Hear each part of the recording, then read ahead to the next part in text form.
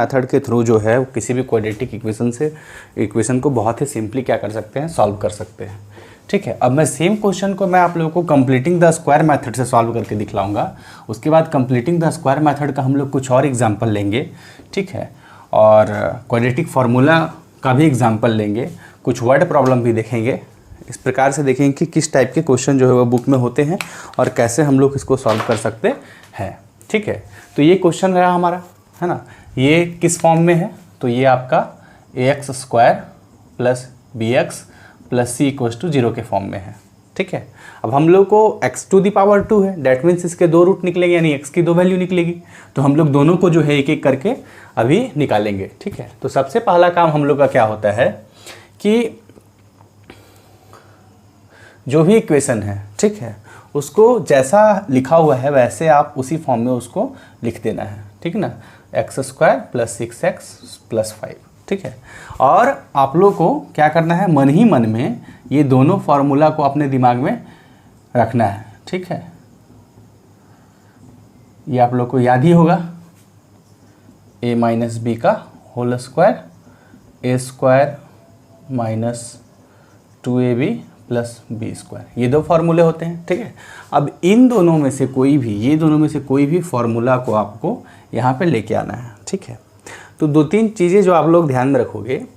सबसे पहले तो आपको देखना है कि जो ये आपका bx वाला जो टर्म है, ठीक है, वो अगर नेगेटिव में है तो आप लोग इसको ध्यान में रखना, और अगर यहाँ पे ये पॉजिटिव में है तो आप लोग को ध्यान में इसको रखना है। ठीक है, कहने का मतलब क्या है, जैसे a² तो आपका ax² वाला का फॉर्म रहेगा, a² जो भी होगा। ठीक है, और a² तो a² है, यहाँ नेगेटिव पॉजिटिव देखने की जरूरत है नहीं। नेगेटिव पॉजिटिव कहाँ देखना है, सेकेंड टर्म में देखना है। तो यहाँ पे आपका क्या है, प्लस है, तो आपको इस वाले फार्मूले को लेकर चलना है। ठीक है, अगर यहाँ माइनस होता तो आपको ये वाला फार्मूला लेके चलना होता। ठीक है, तो यहाँ पे प्लस है। ठीक है, अभी हम लोग क्या देख रहे हैं कि अगर इस इक्वेशन और इस इक्वेशन को अगर आप कंपेयर करोगे तो अभी क्या पाओगे कि a का वैल्यू 1x है, यानी a का वैल्यू क्या है, 1 है। ठीक है ना, और b का वैल्यू आपका क्या है, तो 6 है।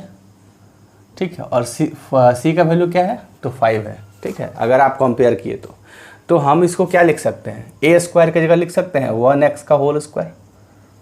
ठीक है ना, a² के जगह पे हम लोग लिख सकते हैं ना 1x का होल स्क्वायर, और इसको अगर आप फिर से सॉल्व करोगे तो यही चीज़ हम लोग को देगा x का स्क्वायर। ठीक है, सेकेंड जो है हम लोग को क्या देखना है, मैं बोला था यहाँ प्लस है तो आपको ये फार्मूला लेके चलना है। तो हम लोग को क्या देखना है, 2ab, तो हम लोग सबसे पहले 2 ले लेते हैं। ठीक है, और a हम लोग का क्या है, 1x है, तो लिख दीजिए 2 × 1x। ठीक है, अब हम लोग के पास बचा क्या, b बचा, तो ये टोटल कितना है, 6x है, तो यहाँ कितना हो जाएगा 2x, 2 × 1x यानी 2x, तो हम लोग के पास क्या बच रहा है, 3 बच रहा है, मतलब b का वैल्यू हम लोग क्या लेंगे, 3 लेंगे।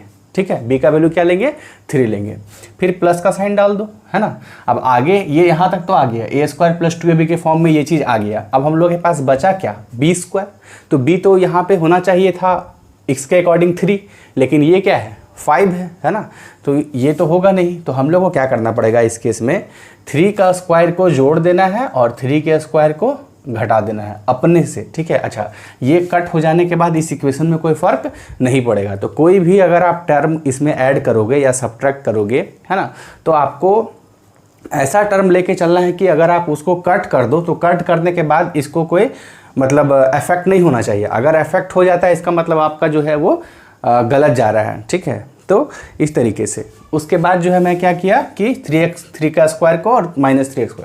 अब बचा यहाँ पे क्या, यहाँ बचा प्लस में 5 = 0। ठीक है, अब जो है यहाँ से यहाँ तक अगर आप देखोगे तो क्या पाओगे, ये क्या फॉर्म में है, a² plus 2ab plus b², और ये किसका फॉर्मूला होता है, a प्लस b का होल स्क्वायर का, है ना।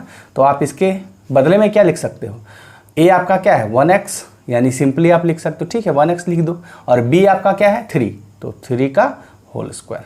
ठीक है, फिर यहाँ आ जाएगा -3² प्लस 5 = 0। ठीक है, अब इसको फर्दर जब हम लोग सॉल्व करेंगे तो क्या लिखेंगे, 1x प्लस 3 का होल स्क्वायर। ठीक है, और =2 के इधर ये आ जाएगा तो आ जाएगा +9, और ये आपका आ जाएगा -5। ठीक है, तो 1x प्लस 3 का होल स्क्वायर = क्या हो जाएगा 4, 9 में से 5 जाएगा तो कितना बचेगा, 4 बचेगा। उसके बाद आपको क्या करना है, ये स्क्वायर जो है इधर रूट में चला जाएगा। आप लोगों को पता होगा एक formula a square is equal to B है, तो ए की वैल्यू क्या हो जाती है, अंडर रूट बी, लेकिन यहाँ प्लस माइनस में जाता है। ठीक है, अगर नहीं पता होगा तो ये बात ध्यान में रखना है कि अगर A square is equal to B है तो ए का वैल्यू जो है स्क्वायर इधर जा करके, यानी कि LHS से जब RHS की ओर जाएगा तो वो रूट में चला जाएगा और प्लस माइनस में 2 वैल्यू देगा। ठीक है, तो ये हो जाएगा आपका 1x + 3 equals to under root 4 plus minus.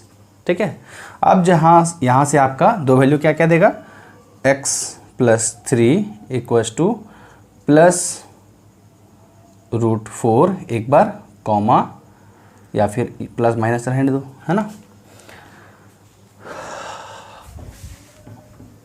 अब जब इसको अगर आप फर्दर सॉल्व करोगे तो क्या मिलेगा, एक बार मिलेगा x + 3 इक्वल्स टू प्लस, अच्छा रूट 4 है तो रूट 4 की वैल्यू क्या हो जाएगी 2, क्योंकि रूट के अंदर में ये 2 × 2 लिख सकते हैं ना हम लोग। इसको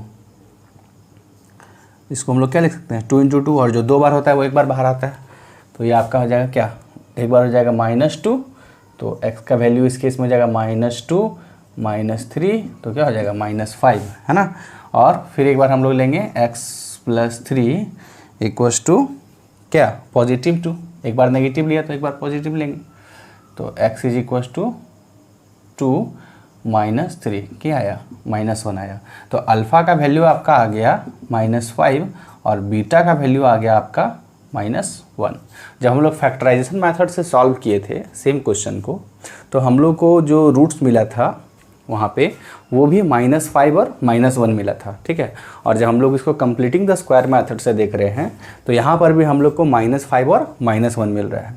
कहने का मतलब ये है कि आप सेम क्वेश्चन में कोई भी रूल लगाओ, ठीक है, 3 मेथड जो है क्लास 10th में आप लोगों के, सेम मेथड में आप कोई भी रूल लगाओ उससे फ़र्क नहीं पड़ता है। फ़र्क इससे पड़ता है कि आपको जो है एग्जामिनर कौन सा मेथड पूछ रहा है। अगर नहीं पूछ रहा है तब उस केस में जो है आप कोई भी मेथड से जो है क्वाड्रेटिक इक्वेशन को सॉल्व कर सकते हो। ठीक है, अभी आपके दिमाग में चल रहा होगा सर इससे तो काफ़ी इजी आपका फैक्टराइजेशन मेथड है, लेकिन बाबू कुछ कुछ क्वेश्चन जो है वो फैक्टराइजेशन मेथड से बहुत इजीली सॉल्व हो जाता है। ठीक है, लेकिन कुछ कुछ क्वेश्चन जो है वो फैक्टराइजेशन मेथड से इजीली नहीं सॉल्व होता है, तब उस केस में हम लोग को कंप्लीटिंग द स्क्वायर मेथड लगाना पड़ता है। और अगर इससे भी नहीं सॉल्व होता है तब हम लोग क्या करते हैं, क्वाड्रेटिक फार्मूला का यूज़ करते हैं। ठीक है, नेक्स्ट वन हम लोग देखते हैं सेम क्वेश्चन को क्वाड्रेटिक इक्वेशन से सॉल्व करने का। ठीक है,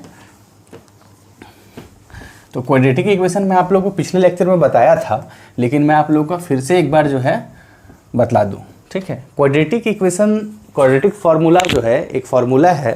ठीक है, अल्फ़ा और बीटा निकालने का, अल्फ़ा और बीटा निकालने का, जिसके थ्रू आप जो है कोई भी टफ से टफ सवाल बहुत ही आसानी से बना सकते हो। ठीक है, ये आपका क्वाड्रेटिक फार्मूला है। ठीक है, -b + -√d/2 डी यहाँ पे आपका क्या है, डिस्क्रिमिनेंट है। ठीक है, डिस्क्रिमिनेंट है जो आप लोग का नेचर ऑफ रूट्स बतलाता है कभी कभी, या फिर क्वाड्रेटिक फार्मूला में अगर पॉजिटिव वैल्यू डी की आ गई तो आप उसको डायरेक्टली बहुत ईजिली सॉल्व कर सकते हो। ठीक है, तो क्वाड्रेटिक इक्वेशन से क्वाड्रेटिक फार्मूला को बनाने के लिए जो है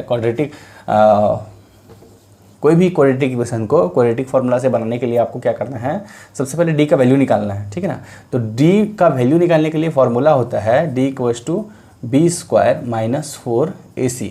ठीक है, अब यहाँ पे b² 4ac चाहिए, यानी abc की वैल्यू चाहिए। तो कोई भी क्वाड्रेटिक इक्वेशन को आप क्या करोगे कि ax² + bx + c से कंपेयर करोगे सबसे पहले। ठीक है ना, अगर इस फॉर्म में नहीं है तो आपको इस फॉर्म में लेके आना पड़ेगा। ठीक है, तो यहाँ से आपको a का वैल्यू क्या मिलेगा 1, b का वैल्यू क्या मिलेगा 6 और c का वैल्यू क्या मिलेगा 5।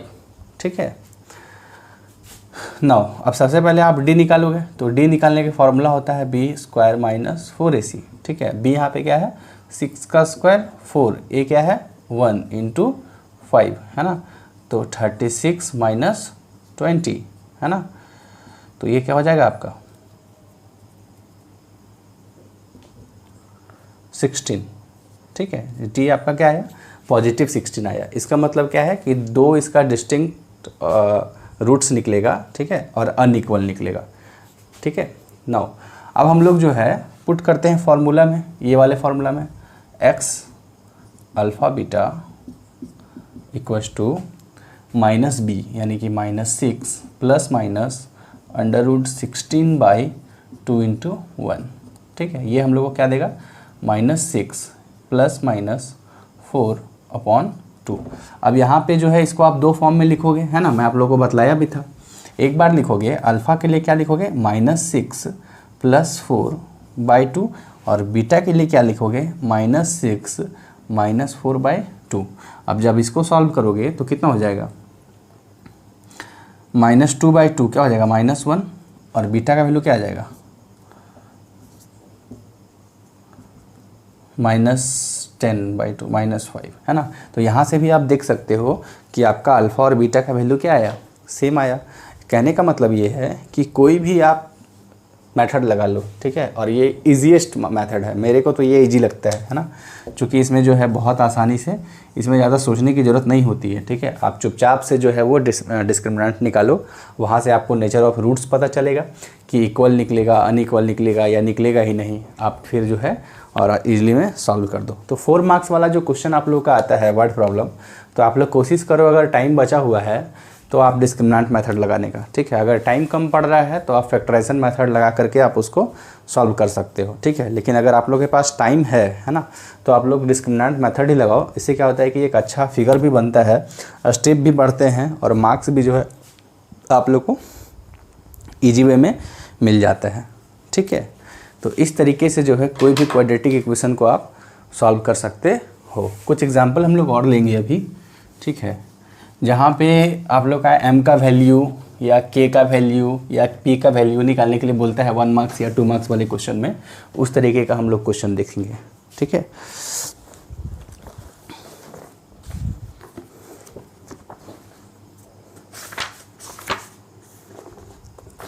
क्वेश्चन रहेगा आप लोग का,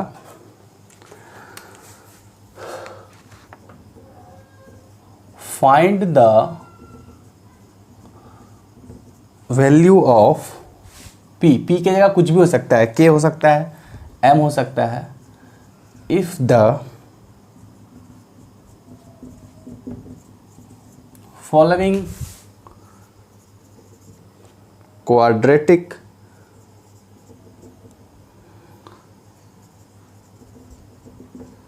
इक्वेशन हैव इक्वल रूट्स। ठीक है, find the value of p if the following quadratic equation of equal roots. ठीक है, अब जो है क्वेश्चन में आप लोगों का लिख दिया है इक्वल रूट्स, तो वहाँ से आप लोगों का कुछ कुछ क्लियर हो रहा होगा। ठीक है, नहीं क्लियर हो रहा है तो मैं अभी क्लियर कर दूंगा।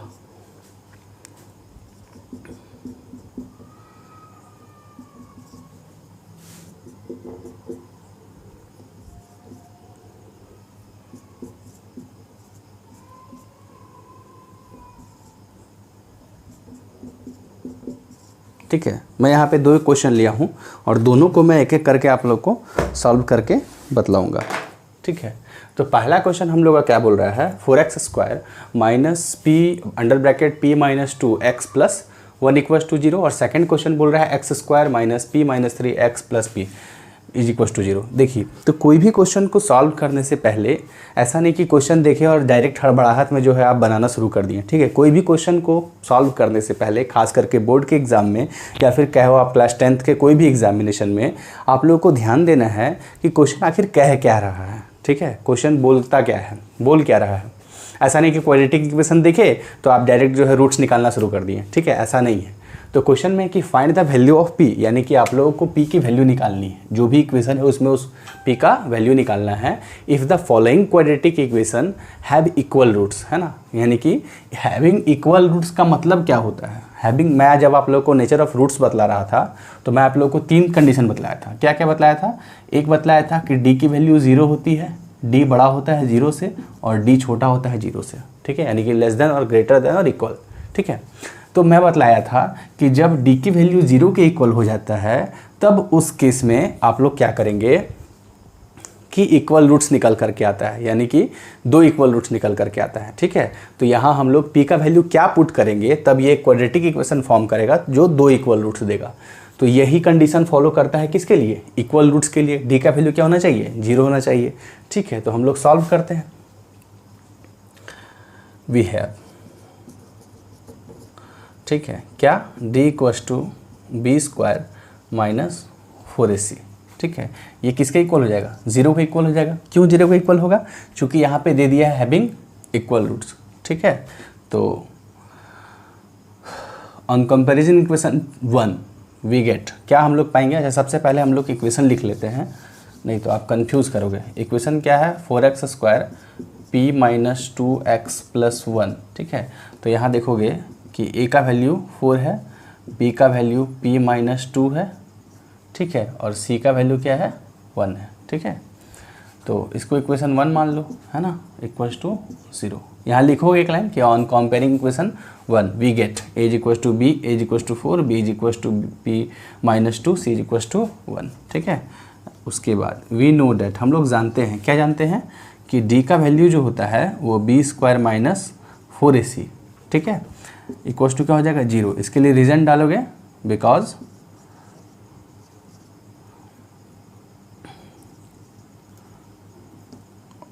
Of equal roots. ठीक है, ये दिया हुआ है। अब इक्वल रूट से इसलिए डी का वैल्यू आप क्या लोगे, 0 लोगे।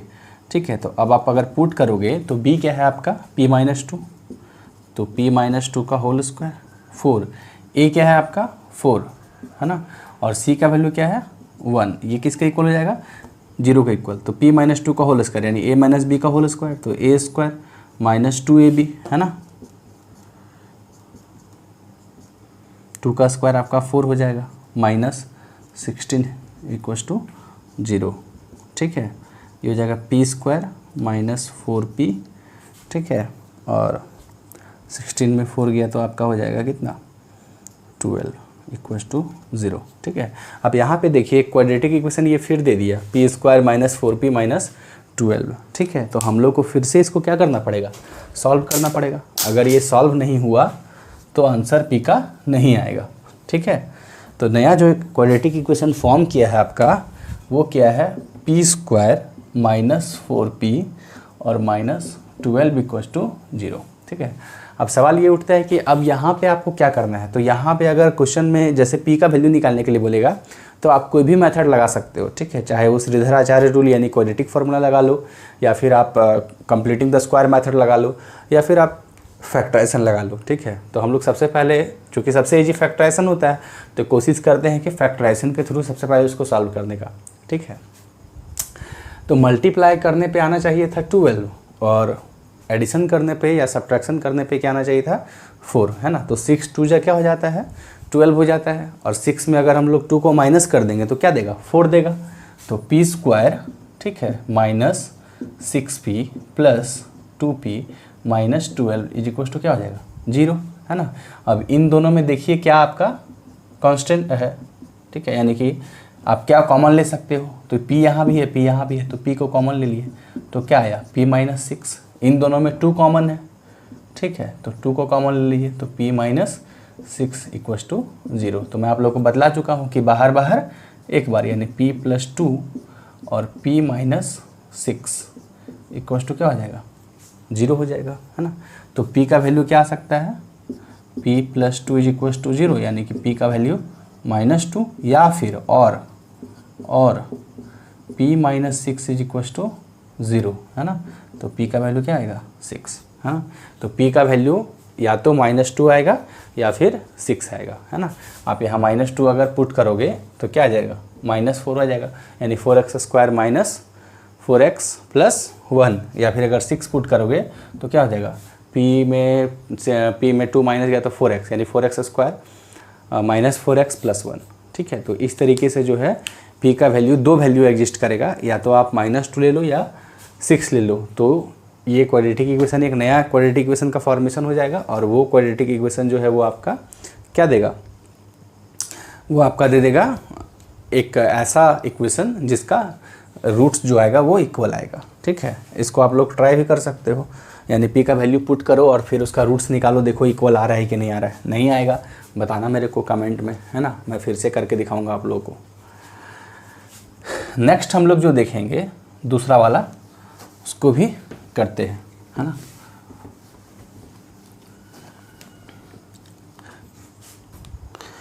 क्या है, x square minus P minus 3x plus P, है ना।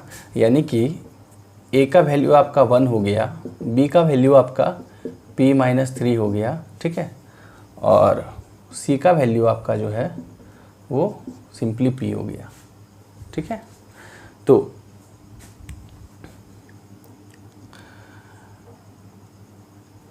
हाँ, तो हम लोग इसको सॉल्व करते हैं। तो सबसे पहले d निकालेंगे, बी स्क्वायर माइनस 4ac, तो b क्या है, p माइनस 3 का whole square minus 4 into p, ठीक है, इक्वल्स टू किसके इक्वल हो जाएगा, 0 के, चूँकि हैविंग इक्वल रूट्स है। फिर जो प्रोसेस है वही है, ठीक है, तो हो जाएगा p square minus 3 two 6p plus 9, है ना, माइनस 4p इक्वल्स टू 0, ठीक है। तो p square 6p minus 10p plus 9 equals to 0, है ना। फिर से ये क्वाड्रेटिक इक्वेशन दिया, तो इसको सॉल्व करते हैं हम लोग। क्या है equation, p square minus 10p plus 9 equals to 0, है ना। तो 9 1 जा 9 और 9 और 1 10, यानी कि यहाँ पे कोफिशिएंट इसका क्या हुआ, दोनों को मल्टीप्लाई किया तो 9 आया। तो हम लोग को ऐसा नंबर लेना है कि जोड़ने घटाने पे 10 आना चाहिए और मल्टीप्लाई करने पे आपका 9 आना चाहिए। तो 9 1 जा 9 हो जाएगा, तो p square minus 9p minus 1p plus 9 equals to 0 लेंगे, है ना। तो ये दोनों में कॉमन क्या है, p कॉमन है, ले लो p को कॉमन, तो p माइनस 9 हो गया। इन दोनों में माइनस 1 कॉमन है, तो p minus 9 is equals to 0।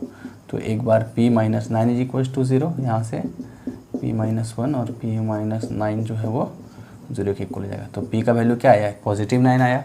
और एक बार या फिर p minus 1 is equals to 0, तो p इज इक्वल्स टू क्या हो जाएगा, माइनस पॉजिटिव 1 हो जाएगा, ठीक है। तो इस तरीके से जो है आप लोग किसी भी क्वेश्चन को बहुत ही आसानी से सॉल्व कर सकते हो, है ना। यहाँ पे मैं p निकाला था, आप लोग के क्वेश्चन में k भी पूछ सकता है, m भी पूछ सकता है, कुछ भी पूछ सकता है, ठीक है। तो आप लोग क्वेश्चन लगाओ, एक्सरसाइज लगाना शुरू करो, और अगर दिक्कत होता है तो मुझसे कंसल्ट करो, मैं फिर आगे आप लोग को बताऊँगा। Thank you.